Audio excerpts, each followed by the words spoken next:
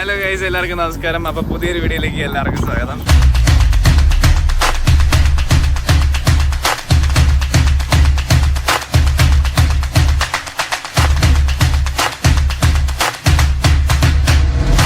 ഇന്ന് നമ്മൾ ചെയ്യാൻ പോകുന്നതെന്നു വെച്ച് കഴിഞ്ഞാൽ ഈ ഐറ്റവും ആ ഐറ്റവും തമ്മിലുള്ള ഒരു റിവ്യൂ എന്ന് വേണേൽ പറയാം, അല്ലെങ്കിൽ അതിനെ തമ്മിൽ കമ്പയർ ചെയ്തിട്ടൊരു വീഡിയോ ആയിരിക്കും.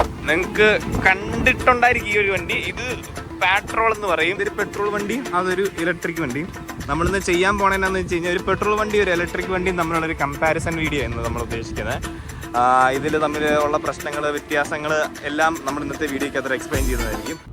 സോ അപ്പം നമ്മളിപ്പോൾ ഇരിക്കുന്നത് 2016 പെട്രോൾ V8 മോഡലിലാണ്.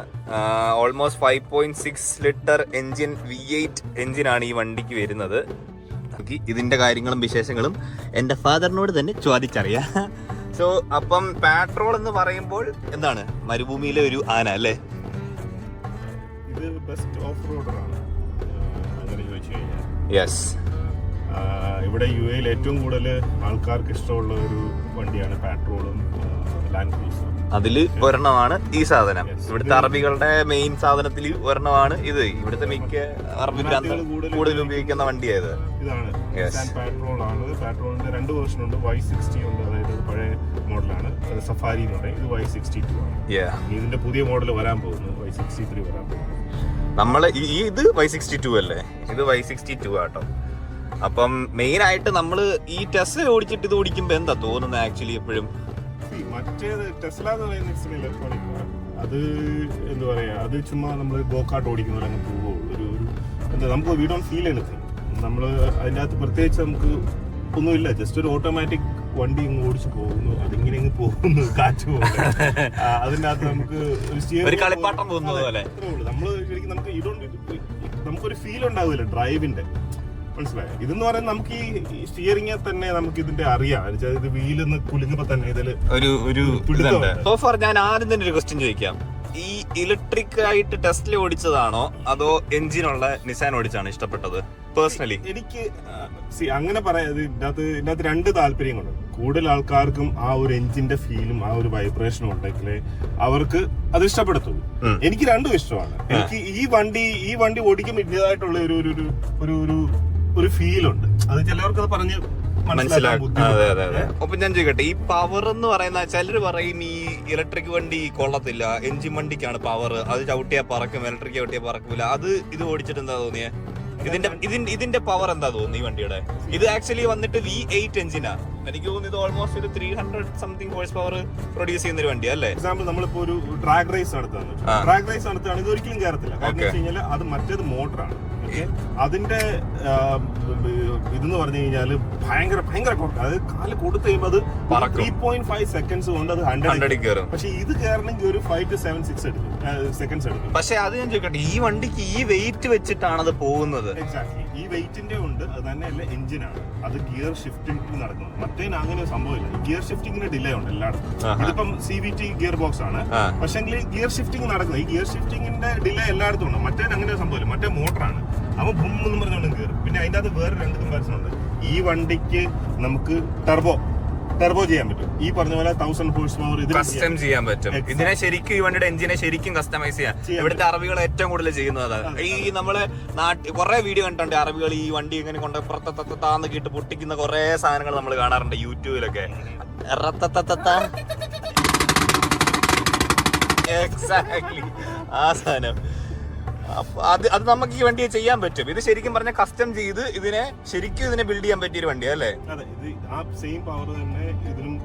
എനിക്ക് തോന്നുന്നു അതിലും പവർ ഉണ്ടാക്കാൻ പറ്റുമെന്ന് തോന്നുന്നു ഈ വണ്ടിക്ക്.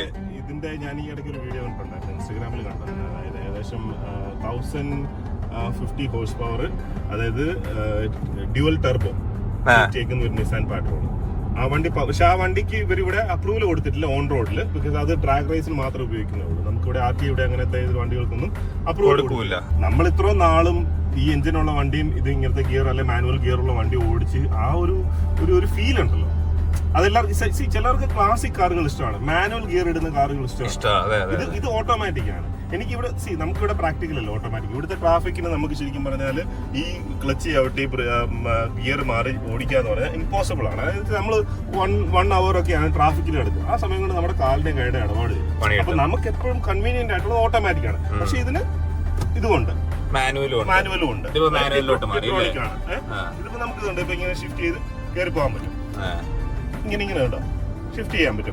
ഇതിപ്പോ ഡൗൺ ഷിഫ്റ്റ് ചെയ്തപ്പോ വണ്ടിയുടെ സൗണ്ട് ഒന്നും മാറി. അപ്പൊ അങ്ങനെയുള്ള ഓപ്ഷൻസ് ഉണ്ട്. പക്ഷെ ഇതാരും യൂസ് ചെയ്യാറില്ല. ഇതിപ്പോ നമ്മളിപ്പോ ഓഫ് റോഡിന് പോകുമ്പോൾ മാത്രമേ ഞാനിങ്ങനെ ഉപയോഗിക്കാം. ഇതിൽ കുറെ ഓഫ് റോഡ് ഫീച്ചേഴ്സ് ഉണ്ടല്ലോ ഈ വണ്ടിക്ക്. പിന്നെ സാധാരണ എല്ലാ വണ്ടികളുടെയും പോലെ ഓഫ് റോഡ് ഫീച്ചേഴ്സ് ഉണ്ട്. 4x4 ഹൈ ലോ, പിന്നെ ടെറൈൻ പോവാം, ഡിഫ്ലോക്ക് ഉണ്ട്. ഡിഫ്ലോക്ക് എന്ന് പറഞ്ഞാൽ വീലിൽ ലോക്ക് ചെയ്തിട്ട് വണ്ടി എടുത്തോണ്ട് പോകാനായിട്ടുള്ള മെയിൻ ആയിട്ടുള്ളത്. എനിക്ക് തോന്നുന്നു ഇവിടെ സാൻഡാ അല്ലേ, ഇവിടെ നമുക്ക് മണ്ണിൽ കൂടെ പോകേണ്ടതുകൊണ്ടാന്ന് തോന്നുന്നു സാൻഡിന്റെ ഓപ്ഷൻ കിടക്കുന്നത്. ഇവിടെ കൂടുതലും മണ്ണിൽ കൂടുതൽ ഓപ്ഷൻ ആണ്. പിന്നെ ട്രാക്ഷൻ കൺട്രോൾ നമുക്ക് സെറ്റ് ചെയ്യാം. ഇത് ഓഫ് ചെയ്യും നമ്മൾ ഇതിൽ പോകും, വണ്ടി ഇതാവാതിരിക്കാൻ സാൻഡിൽ പോകുമ്പോ അല്ലേ. നമ്മൾ ഇതെല്ലാം ഓഫ് ചെയ്തിട്ട് നമ്മള് ഇത് 4x4 ഹൈ ഇട്ടാണ് നോർമലി ഓടിക്കുന്നത്. പിന്നെ നമ്മൾ എവിടെയെങ്കിലും അത്രയ്ക്ക് പവർ വേണ്ടിയെടുത്ത് മാത്രം നമ്മൾ ലോയിൽ, അതായത് സ്റ്റക്ക് ആവുകയാണെങ്കിൽ ചിലപ്പം നമ്മൾ ലോയിൽ ഇടും.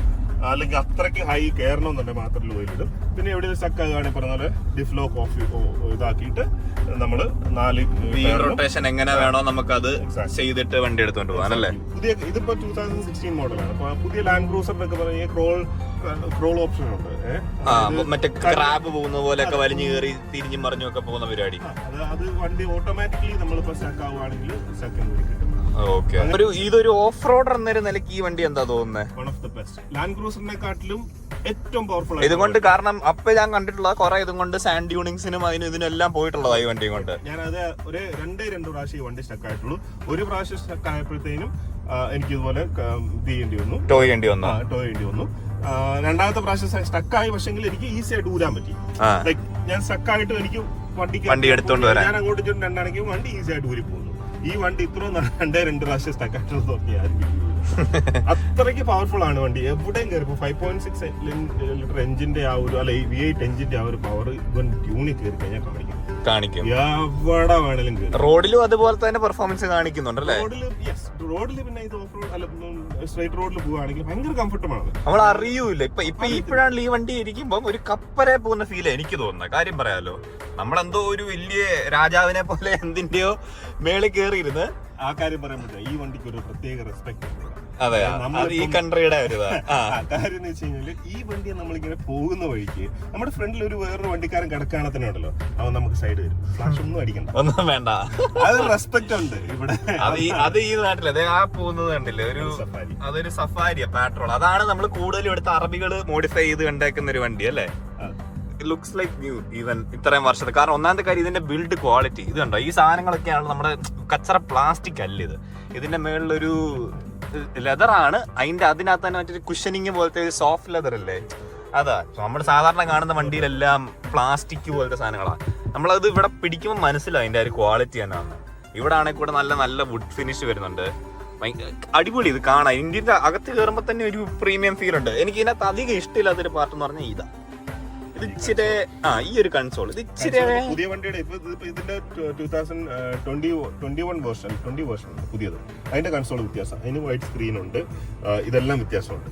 ഇൻഫോർടൈൻമെന്റ് സിസ്റ്റത്തിലോട്ട് വരുമ്പോഴത്തേക്ക് ഇത് ഭയങ്കര, ഞാൻ നേരത്തെ പറഞ്ഞാൽ ഒട്ടും അഡ്വാൻസ്ഡ് അല്ല അല്ലേ. അത് ഏറ്റവും കൂടുതൽ കാണുന്നത് എന്തുവാ, നമ്മൾ നോർമൽ എല്ലാം ഇത് വണ്ടിയുടെ ഫ്യൂവൽ കൺസംഷൻ ആയിരിക്കും അല്ലേ കാണിക്കുന്നത്. ജസ്റ്റ് ബേസിക് സെറ്റിംഗ് ഒക്കെ ഉള്ളു ഇതിന്റെ അകത്ത്. ഇപ്പൊ ഓഡിയോ, ഫോണ്, ബ്ലൂടൂത്ത്, അധികമൊന്നും ഇല്ല ഇതിന്റെ അകത്ത്. ഒന്നുമില്ല, സാധാരണ ഒരു ബേസിക് സെറ്റിംഗേ ഉള്ളൂ. ബിക്കോസ് ഇതിന്റെ അകത്ത് ഒന്നും ഇല്ല. പിന്നെ ഇതിന്റെ അകത്ത് അതിന്റെ ഫ്യൂൽ കൺസംഷൻ ഡീറ്റെയിൽസ് ഒക്കെ ഉള്ളൂ. പിന്നെ ഇവിടെ പറഞ്ഞ പോലെ ഇത് മാനുവൽ എല്ലാ സ്വിച്ചസ് ഉണ്ട് ഇവിടെ. എല്ലാ സ്വിച്ചുകളും ഒരു സാധനം ഇലക്ട്രോണിക്കലി ചെയ്യണ്ട. CD പ്ലെയർ ആണ്, CD ഒക്കെ ഇടാം. നമുക്ക് വീഡിയോ ഉണ്ട്, പുറകെ സ്ക്രീൻ ഉണ്ട്, പിള്ളേർക്ക് കാർട്ടൂണൊക്കെ കാണാം. പിന്നെ AC-യുടെ കൺട്രോൾ ഉണ്ട്. രണ്ട് സൈഡും ടെമ്പറേച്ചർ സെറ്റ് ചെയ്യാൻ പറ്റും. പിന്നെ വോളിയം കൺട്രോള്, പിന്നെ സീറ്റ് കൂളിംഗ് ഉണ്ട്.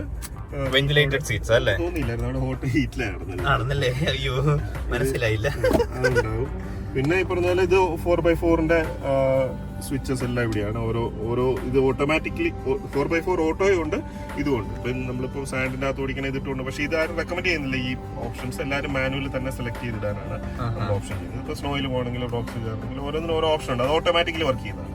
നമ്മളെപ്പോഴും സാധാരണ ചെയ്യാറെന്ന് വെച്ചാൽ മാനുവലി ആണ്, ഇതാണ് ഇതിന്റെ സെറ്റിംഗ് ചെയ്യാറ്. പിന്നെ ഇങ്ങോട്ട് വന്നു കഴിഞ്ഞാൽ സ്റ്റിയറിംഗിൽ എല്ലാ ആക്സസും ഉണ്ട്. ഒരു ബേസിക് വണ്ടിയുടെ സ്റ്റിയറിംഗ്, ക്രൂസ് കൺട്രോൾ ഉണ്ട്, വോളിയം കൺട്രോൾ, റേഡിയോയുടെ ഓപ്ഷൻസ്, അതൊക്കെ തന്നെ. അത് ഇതെല്ലാം ഒക്കെ ഉണ്ട്. ഇൻഫർടൈൻമെന്റ് ആണെങ്കിൽ വലിയ വ്യത്യാസമൊന്നുമില്ല. എല്ലാ വണ്ടികളുടെയും പോലെ സാധാരണ ഡീറ്റെയിൽസ് ഒക്കെ വരുന്ന അതിന്റെ സ്പീഡോമീറ്റർ, RPM ഉണ്ട്, നമ്മുടെ എഞ്ചിൻ ഹീറ്റ് ഒക്കെ കാണിക്കുന്നത് സെയിം തന്നെ. എല്ലാം നമ്മുടെ സാധാരണ വണ്ടി വരുന്നത് തന്നെ അല്ലേ, വലിയ വ്യത്യാസങ്ങളൊന്നുമില്ല. പിന്നെ ബാക്കിലോട്ട് പോവാണെങ്കിൽ വണ്ടിക്ക് മേളിലൊരു അത്യാവശ്യം വലിപ്പമുള്ളൊരു സൺറൂഫ് ഉണ്ട്. പിന്നെ ഈ മേളത്തെ മെറ്റീരിയൽ ക്വാളിറ്റി ഒക്കെ ഭയങ്കര രസമുണ്ട് കേട്ടോ. ഭയങ്കര സുഖം ഇതിലൊക്കെ തൊടുമ്പം. ബാക്ക് സീറ്റ്സ് ആണെങ്കിൽ വന്നിട്ട് അത്യാവശ്യം നല്ല ലെഗ് റൂം ഉണ്ട്. എനിക്ക് ഓൾമോസ്റ്റ് ഒരു 6'1" ഉണ്ട്. എനിക്ക് ഫ്രണ്ട് ഇരുന്നിട്ട് തന്നെ എനിക്ക് കാല് സുഖമായിട്ട് നീട്ടി വിട്ടിരിക്കാം. എന്നിട്ട് പുറകത്തെ ലെഗ് സ്പേസ് ആണ് ഈ കാണുന്നത്. ഇത്ര ലെഗ് സ്പേസ് ഉണ്ട് ബാക്ക് സീറ്റ് ഇരിക്കുമ്പോൾ. ബാക്ക് സീറ്റും വെന്റിലേറ്റഡ് ആണ് അല്ലേ. ഓക്കെ, അപ്പൊ നമുക്ക് ഇനി എന്നാ ഇവനെ ഒന്ന് ഓടിച്ചു നോക്കാം. സ്റ്റിയറിംഗ് ഒക്കെ ഇരുന്നാരി ഒഴുകുക കേട്ടോ. എനിക്ക് ഇതിന്റെ സ്റ്റിയറിംഗിലൊക്കെ എനിക്ക് ഭയങ്കര ഒരു ഓക്വേർഡ് ആയിട്ട് തോന്നുന്നത് എന്നാന്ന് വെച്ച് കഴിഞ്ഞാൽ, ഞാൻ കൂടുതൽ വണ്ടി ഓടിച്ചേക്കുന്നത് ആ സൈഡാ. അപ്പൊ എനിക്ക് ഇപ്പുറത്തെ സൈഡിലോട്ട് പെട്ടെന്ന് കയറിയിട്ട് എന്തോ ഒരു സുഖം കിട്ടുന്നത്. കാല് കൊടുക്കുമ്പോ തന്നെ അങ്ങ് സ്പീഡ് കയറുക. കാല് കൊടുക്കുമ്പോ ഇതിനാണ് പവർ ഇല്ലെന്ന് പറഞ്ഞേ, ഇനിഷ്യൽ ടോർക്ക് ഇല്ലെന്ന് പറഞ്ഞ വണ്ടി കേട്ടോ. എന്റെ അപ്പൊ ഇത് എനിക്ക് ഇഷ്ടപ്പെട്ടു. അറിഞ്ഞുകൂടാ, ടെസ്റ്റിലൊക്കെ നമുക്ക് ഓടിച്ചു നോക്കാം. ഞാൻ ടെസ്റ്റിൽ ഓടിച്ചിട്ടില്ല ഇതുവരെ. നമുക്ക് ടെസ്റ്റിൽ ഓടിച്ചു നോക്കിയാൽ അറിയാൻ പറ്റുള്ളൂ അതിന്റെ പവർ എങ്ങനെയാ, കാര്യങ്ങൾ എങ്ങനെയാന്ന്. ഞാൻ ചെറുതായിട്ടൊന്ന് കാല് കൊടുക്കാം.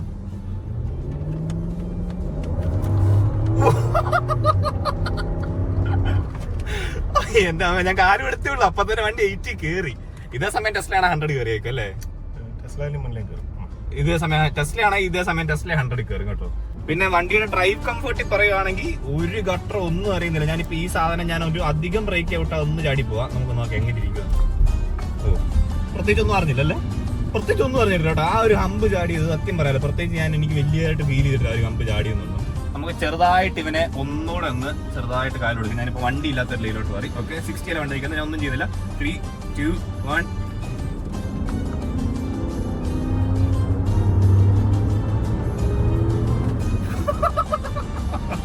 ആ ഒരു സൗണ്ട് തന്നെ ഭയങ്കര ഇൻട്രസ്റ്റിംഗ്. കാരണം നമ്മള് ചില്ല് കയറ്റിനോട് സൗണ്ട് അറിയൂല്ലേ. ചില്ല് കയറ്റിനോട് സൗണ്ട് അറിയാൻ പറ്റില്ല. ആണോ? ജസ്റ്റ് നമുക്ക് ചില്ല് രണ്ടും താഴ്ത്തിട്ട് നോക്കാം.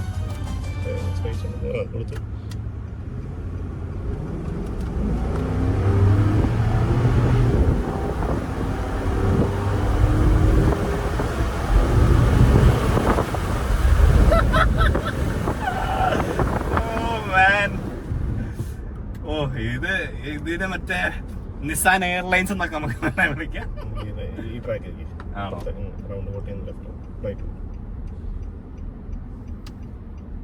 This is called Nissan airlines എന്ന് വേണം നമുക്ക് പറയാം കേട്ടോ. പവറൊക്കെ തന്നെയാ അടിപൊളി. അത് ഇവൻ മണ്ണിൽ കയറുമ്പോഴാണ് ഈ ഇതിന്റെ പെർഫോമൻസ് മുഴുവൻ കുറച്ചുകൂടെ അല്ലേ. ഇതിന്റെ പവർ അറിയണമെങ്കിൽ സാൻഡിലോട്ട് പോകണം. ഇതിന് മറ്റേ സ്പോർട്സ് മോഡ് എന്ന് പറഞ്ഞ വേറെ മോഡ്സ് ഒന്നും ഇല്ലല്ലോ, എല്ലാം തന്നെ ഒറ്റ മോഡേ ഉള്ളൂ. ഈ ഒരു മോഡിനകത്താണ് ഈ വണ്ടി എല്ലാം കാണിക്കുന്നത്. ഇതിന് ശരിക്കും പവർ അറിയണമെങ്കിൽ മണ്ണിൽ കയറുമ്പോഴാണ്. മണ്ണിലാണ് ഈ വണ്ടി രാജാവ്. ഒച്ചയൊക്കെ കേൾക്കണം എന്ന് പറഞ്ഞു കഴിയുമ്പോഴത്തേനും ശരിക്കും മണ്ണിൽ കയറുമ്പോഴാണ് ആ സൗണ്ട് ഒക്കെ കിട്ടുന്നത്. എനിക്ക് ആ സൈഡ് മനസ്സിലാവുന്ന ഒരു ക്യാമറ എന്ത് ചെയ്യും. 360 ക്യാമറ ഉണ്ട് കേട്ടോ. 360 ക്യാമറ ഒക്കെ ഉണ്ട്. അവിടെ പോയി കയറിയല്ലേ കേട്ടില്ലേ. എന്നാണെങ്കിലും ഇവൻ കൊള്ളാം കേട്ടോ, ഒരു രക്ഷയില്ല. ഓടിക്കാനാണേല് ഭയങ്കര സുഖം, എല്ലാം കൊണ്ടും എനിക്ക് ഇഷ്ടപ്പെട്ടു. അടിപൊളി വണ്ടിയാ. ഇനി നമുക്ക് വേണ്ട ആ കിടക്കുന്നതാണ് ടെസ്ല. ഇനി നമുക്ക് അവനെ ഓടിച്ചു നോക്കാം, അതെങ്ങനെയാ സംഭവം എന്നൊക്കെ നമുക്ക് അതിൽ കയറി നോക്കാം. എന്നിട്ട് ഞാൻ പറയാം.